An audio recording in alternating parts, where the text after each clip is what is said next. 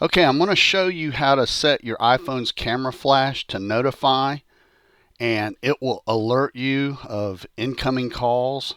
It's really easy to do, and that means your light on the back of your iPhone will just start flashing if you get a call. So you're going to go to settings, so tap settings. I want you to scroll down to general. All right, now see accessibility in the middle? Tap that. And now we're going to scroll all the way down. Just keep going until you see hearing.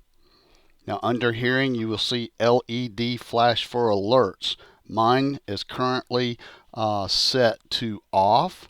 So let's tap that. And all you have to do is set that, toggle it to on, and you're good to go.